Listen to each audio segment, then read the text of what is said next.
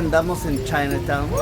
Estos peces que se te comen el hongo de los pies. Vamos a ver si Gregory lo va a hacer. Y parece que por 15 minutos cuesta 150 baht. Useful treatment, skin nibbling, dead skin disease. Hay quién sabe qué.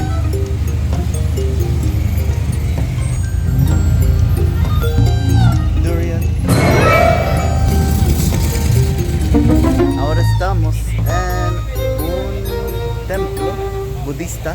Yo pensé que yo no podía entrar con esta camisilla, pero la tipa me dijo, come inside.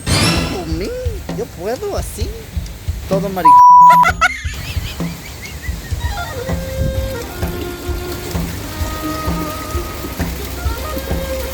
Ok.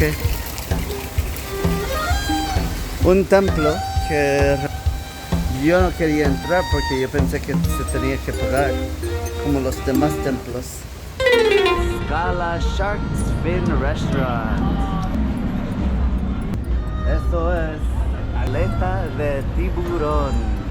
Y esto es un restaurante que vende sopa a 6,000. ¿Cuántos son 6,000? Eso es el más económico. Small. Oh my god! 6,000, 8,000 y 10,000. Gala en Aguaguan, diablo para Manrico. Este sitio está lleno. Lleno.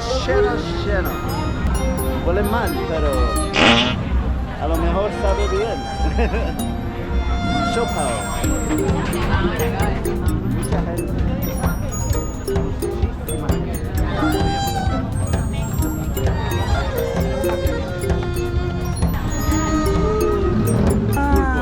Pulpo a la parrilla.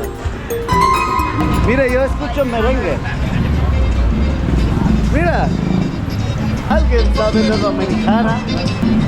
Y mira, dale una propina. Mira cómo está bailando. Bailando merengue. Es jura que está bailando merengue.